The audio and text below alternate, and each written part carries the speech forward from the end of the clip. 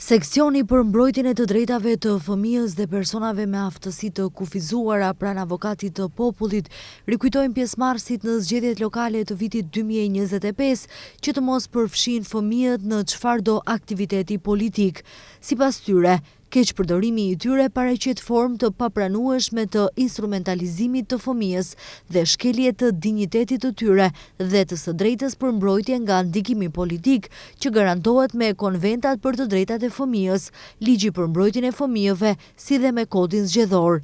Avokati i popullit sugjeron se fëmijët nuk mund të shfrytëzohen për të promovuar parti politike, kandidat apo programe, as nuk mund të shfaqen në video, paraqitje publike ose materiale promovuese në kontekstin e ndonjë fushate. Në këtë drejtim, avokati i popullit u bën thirrje të gjithë pjesëmarrësve në procesin zgjedhor të përmbahen nga çdo prani ose paraqitje e fëmijëve në fushatat e tyre dhe inkurajon prindërit dhe publikun të raportojnë raste të tilla tek avokati i popullit ose autoritetet kompetente me qëllim mbrojtjen e të drejtave dhe dinjitetit të fëmijëve. Avokati i popullit do të vazhdojë të monitorojë situatën dhe të veprojë sipas të gjitha informacioneve apo ankesave që lidhen me shkeljet e mundshme të drejtave të fëmijës në procesin zgjedhor, thuhet në njoftim. Avokati i popullit mundëson edhe raportimin e shkeljes së të drejtës së votës në linjën telefonike falas 0800